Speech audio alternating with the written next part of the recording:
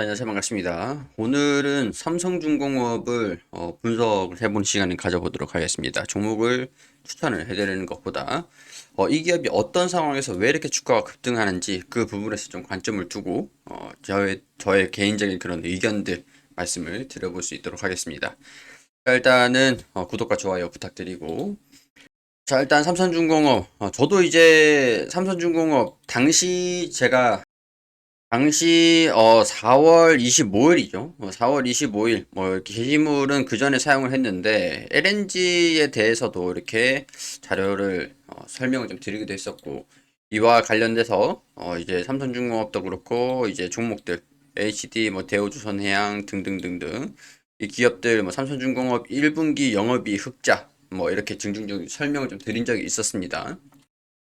당시에 제목이 이제 끊이지 않는 조선기업들의 그런 흑자, 모멘텀들. 따라서 우리는 조선기업들을 주목해봐야 된다. 약간 이런 내용들이었는데 4월 당시가 이때쯤이었습니다. 4월 당시. 역시 제 관점이 그래요. 차트가 아무리 좋아도 이 기업의 실적 모멘텀, 그런 미래에 대한 가치, 그런 거에 대한 변화가 없다 보면 주가에 반영되지 않는다라는 게 저의 그 가치관임, 주식을 보는 그런 관점입니다. 그게 핵심적인 부분들인데, 차트가 아무리 안 좋아도 이 기업에 대한 가치가 변화가 되면은 주가가 결국엔 반영이 된다. 그게 이제 좋은 방향이든 안 좋은 방향이든 간에. 그런 관점에서 삼성중공업이 4월 이후에 계속 상승하는 모습들을 보여주고 있는데, 일단은 실적들을 가장 먼저 우리가 살펴봐야겠죠. 1분기 영업이익 당시 4월이었고 실적 발표를 추후에 또 했었는데, 영업이익이 흑자로 일단 발표가 됐습니다. 그리고 2분기, 3분기, 4분기 영업이익 흑자가 196억 원이었는데 383억까지 영업이익이 증가가 된다. 그리고 우리가 아직까지 2분기 실적이 발표되지는 않았어요. 3분기 실적은 525억까지, 그리고 4분기 실적은 776억까지 영업이익이 흑자가 확대될 것이다. 이렇게 나와 전망이 되어 있는 상태잖아요. 연간으로 보자면 1,800억, 4,900억 원, 7천억 원가량의 영업이익 흑자가 날 것이다라고 호황이 대기되어 있는 겁니다. 자, 그렇기 때문에는 지금 제가 이 기업을 이전에는 이제 이 산업을 좀 유심히 보셔야 된다라고 제가 게시물을 작성을 하긴 했지만, 지금은 약간 의견이 좀 달라질 수 있는 게 주가가 어느 정도 올랐기 때문에, 충분히 주가가 올랐기 때문에 지금 우리가 가지고 있는 분들의 영역인 건 맞겠지만, 신규로 진입하고 싶으신 분들의 매수가 좀 가능한가, 그런 부분들을 관점으로 좀 설명을 좀 드리고 싶었기 때문에 추천은 아니다, 이렇게 설명을 좀 드렸던 거거든요. 자, 이슈들이 분명히 많습니다. 지금 이제 신조선 가격이 계속 올라간다라는 내용들이 있었는데, 일단 실적을, 주가 가치를 좀 살펴보기 전에 앞서가지고 간단하게 설명을 드릴게요. 조선 가격이 올라간다라는 게 어떤 의미가 있는지. 자, 일단은 여러 가지 요인들이 많습니다. 굉장히 많은데, 첫 번째, 달러. 우리가 조선을 수주를 좀 받게 되면은, 원화로 받을까요? 아니죠, 달러로 받죠. 여기에 조선 가격이 오른다라고 하는 거는 달러 가격도 올라가면은 이게 호황, 더 이제 영업이익이 확대가 되는 겁니다. 자, 그리고, 어, 그, 우리가 원자재, 조선 단가의 대부분이 차지하는 게 이제 철강입니다, 철강. 철강. 철강 가격이 만약에 올라간다라고 하면은 오히려 수익성이 떨어질 수밖에 없어요. 왜냐면 원자재, 배를 만드는 가격인 철강 가격이 올라가면은 수익성이 안 좋다라는 것들. 자, 이제 달러도 올라갔는데 지금은 좀 떨어지고 있습니다. 영업이익이 신조선가가 올라간 것에 대비해가지고 달러가 어느 정도 해지 효과, 반대로 해지가 되는 거죠. 예전 같은 경우에는 철강 가격도 너무 올랐고, 뭐 인건비도 그렇고, 이 조선가, 조선 가격, 신조선가가 변동이 없는 상태에서, 철강 가격이 너무 높은 상태에서 인건비 주고 뭐 이것 떼고 인양해주고 다 하다 보면 남는 게 없었어요. 왜냐면은 신조선가가 변화가 없었기 때문인데, 달러는 물론 이제 높았습니다. 높았어요. 근데 이제 이거는 이제 인양을 해줄 때 계약금 당시에 이제 달러 가격으로 계산을 하는 것도 있을 거고, 인양을 해줄 때도 계산을 하는 게 있을 거고, 계약하는 그 방식에 따른 차이가 좀 있을 수는 있으니까. 자, 일단은 예전 같은, 우리가 작년 같은 경우에 적자가 좀 계속 나왔던 이유들은 인플레이션이 너무 올라갔고 조선가가 변함이 없는 상태에서 인건비, 원자재비 이런 가격들로 인해서 요인들로 인해서, 그리고 이제 발주 자체가 수주 자체가 많이 들어오진 않았죠.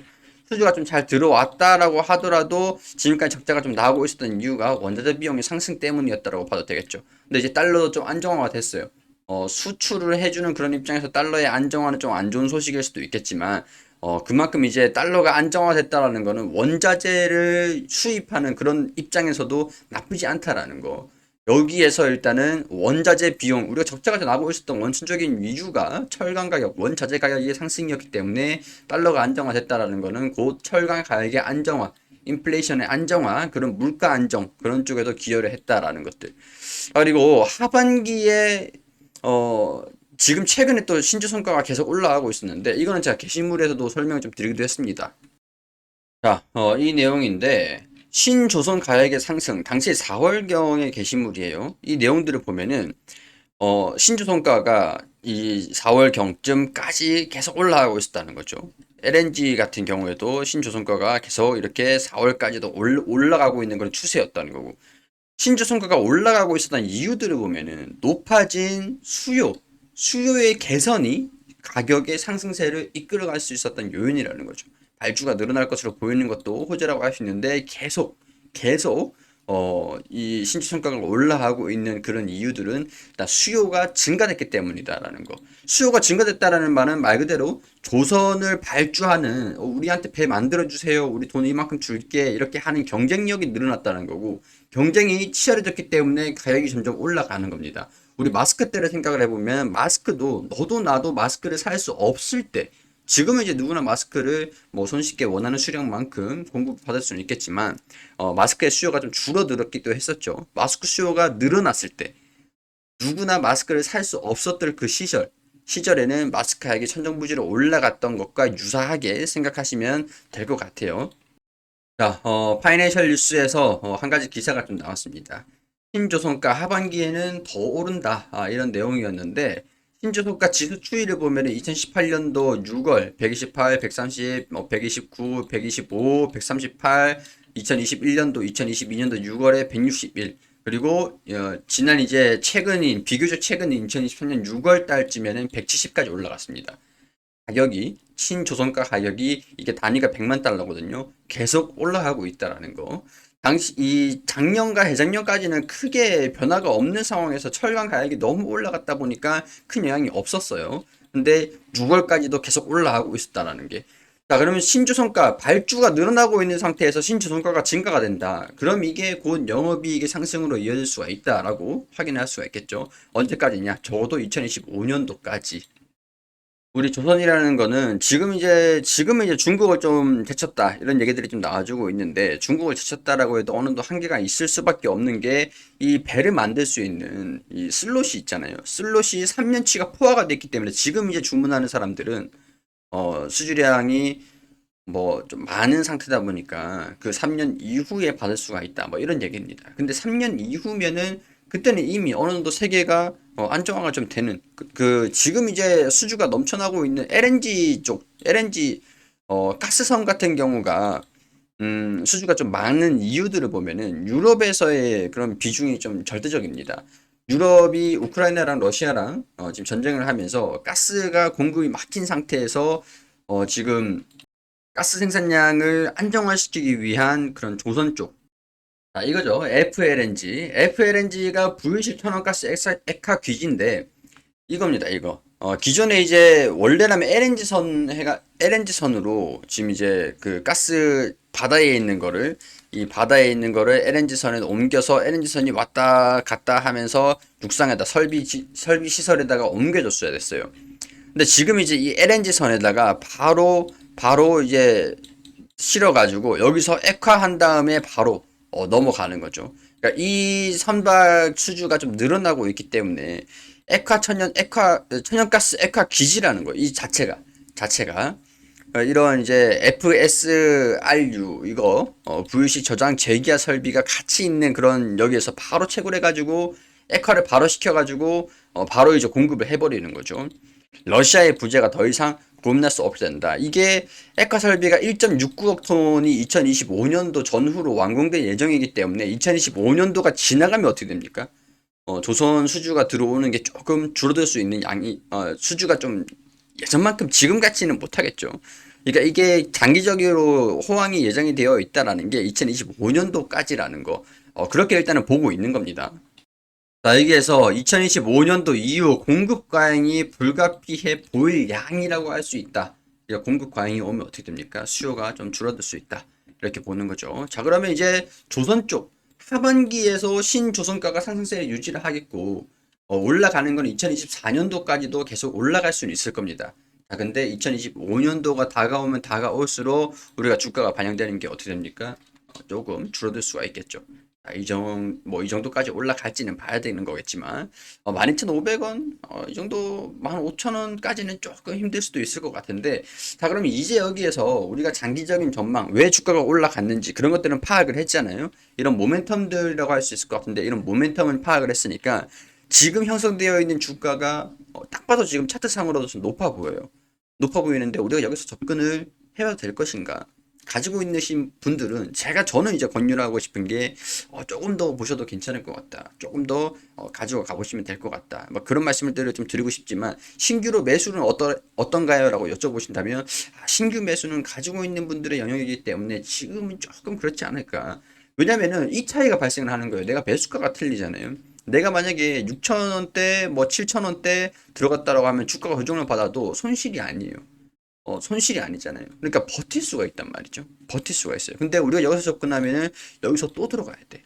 여기서 또 떨어지면은 또 들어가야 돼. 평균 단가를 낮춰야 되는 그런 리스크를 감당할 수 있는 게 아니라고 한다면 저는 지금 접근을 하는 거는 조금 무리는 좀 있을 것 같다. 그렇게 판단을 하면서 일단 차트적으로 어느 정도 올라간 적이 있으니까 올라간 게 있으니까 자, 그리고 여기에서 이제 미래 2025년도 제가 계속 2025년도까지다라고 말씀을 좀 드렸습니다.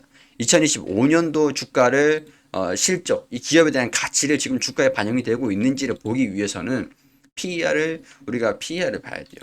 이 기업의 실적에 연동돼서 주가를 비교를 할 수 있는 게 PER이니까. 자, 그럼 간단하게 계산을 해보자고요. 우리 전망치에 나와 있는 것만 계산 한번 해봅시다. 뭐 복잡하게 할 필요는 없을 것 같고요. 2025년도 1주당 순이익이 623원입니다. 자, 그러면은 8,200원에서 623원 계산해보면 13배 수준이죠. 13배. 아, 그럼 미래의 13배, 그럼 PER이 나쁘지 않은 상황인데, 예전 같은 경우에서는 이 기업이 뭐 적자가 좀 나오고 있으니까 PER을 계산하기는 좀 어렵겠지만, 그렇게 조선 기업들 자체가 고밸류에이션의 업종은 아니었거든요. 근데 지금 좀 성장하고 있으니까 고밸류에이션의 가치를 반영을 해서 저는 한 20배 정도가 좀 적절하지 않을까. 그래서 제가 아까 말씀드렸던 12,500원 이 부분에서 623원 부분은 이 20배 정도 수준들.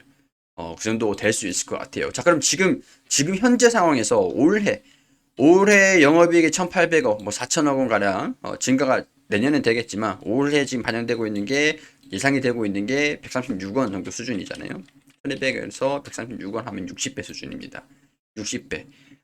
지금 현재 측면에서는 조금 비싼 측면이 있죠. 비싼 과정이 있는데 계속 올라간다 라고 한다면 영업이익이 증가된다 한다면 이 기업에 대한 가치 상승으로 이어질 거고 가치 상승으로 이어진다라고 하면은 조정이 나온다라고 하더라도 장기적인 호황으로 계속 수급은 들어올 겁니다. 그러면 주가가 조정이 나온다라고 하더라도 다시 상승세에 들어설 수는 있겠죠. 그런 의미에서 저는 신규로 진입하실 분들은 조정을 한번 기다려 보시고 가지고 계시는 분들은 조정이 나온다면 조금 더 버텨보시고 장기적으로 조금 보시는 것도 괜찮지 않을까. 제가 아까 말씀드린 것처럼 위에 여기서 잡아가지고 조정이 나온다라고 하면 여기서 다 잡아가야 되잖아요. 지금 당장 주가가 조정받을 겁니다. 막 이렇게 말씀드리는 게 아니에요. 만약에 조정이 나온다면 누군가한테는 이게 기회가 될 수 있고 누군가한테는 이게 고통의 시간이 될 수도 있습니다. 저도 고통의 시간이 되지 말고 기회가 줄 때 기회라는 게 기회가 올 때 잡는 그런 이제 노련함이라고 해야 될까요? 그런 노련함이 좀 필요하지 않을까 그런 생각들이 좀 듭니다. 너무 좀 주가가 올라간 것들이 좀 있기 때문에 지금 현재 미래에 대한 가치 대비해서는 뭐 주가가 비싸지 않다라고 할 수도 있겠고 지금 당장 주가 가치는 좀 고평가다라고 할 수도 있는 그런 과정이니까 우리가 이런 거를 대응을 통해서 노련하게 대응을 잡아가는 게 그게 신의 한 수가 될 수 있다라는 거 저는 개인적으로 그렇게 보고 있기 때문에 삼성중공업을 주변에서 이제 조선 기업들 제가 이제 개인적으로 지인들한테 반도체 얘기했었고 이치전지 얘기했었고 조선 기업들 얘기를 했었고 그 다음에 지금은 이제 항공 쪽 얘기를 좀 하고 있는 편이긴 한데 제 주변 지인들 중에서 지금 조선 기업들을 좀 가지고 계시는 분들도 몇 분 계시는데 그 분들한테는 지금은 일단은 수익권이니까 뭐 주종을 받더라도 조금 더 버텨봐라. 추가 매수 할까? 사람 누구나 욕심이 있더라고요. 욕심이 있잖아요. 나도 추가 매수 더 하고 싶어. 지금 수익 구간인데 왜 굳이 추가 매수를 하려고 그러냐? 우리가 이런 거 다 주종 나오는 것들도 다 버티고 수익 구간을 지금 확대를 시켰는데 왜 이 리스크를 또 감당을 하려고 그러냐. 굳이 올라가고 있는 기업은 올라가는 데를 놔두고 그 다음 다른 기업으로 이제 대응을 잡을 준비를 해라. 이런 식으로 포트폴리오를 접근하는 그런 방법에서를 뭐 말씀을 좀 드리고 있는 편이기도 합니다. 자, 오늘 뭐 삼성중공업 제가 뭐 종목을 추천을 해 드린 건 아니고 개인적으로 생각하는 어떤 관점에서 이 기업을 보고 있느냐 그런 의견들을 말씀을 드렸던 것들이니까 여러분들도 저는 이렇게 이 사람은 이렇게 생각하고 있구나 그 정도까지 뭐 의미가 뭐 결론이 있니 없니 뭐 그게 좀 중요한 게 아니니까요. 결론은 제가 이런 얘기를 하는 것들을 보시면서 여러분들이 이제 결론을 만들어가 판단하시는 겁니다. 저는 이제 판단을 하실 수 있는 그 과정을 말씀을 설명을 드리는 것들이니까 판단은 여러분들이 해주시기를 당부드리도록 하겠습니다. 자, 구독과 좋아요는 제가 영상을 촬영할 수 있는 그런 원동력이 됩니다. 구독과 좋아요 부탁드리고 댓글로 질문 있으시면 댓글 남겨주시고요. 게시물은 카페에 오시면은 게시물 있으니까 카페 오셔가지고 구경해 보시길 해보시면 좋겠습니다. 저는 이 종목은 여기까지 또 다른 종목으로 인사드리도록 할게요.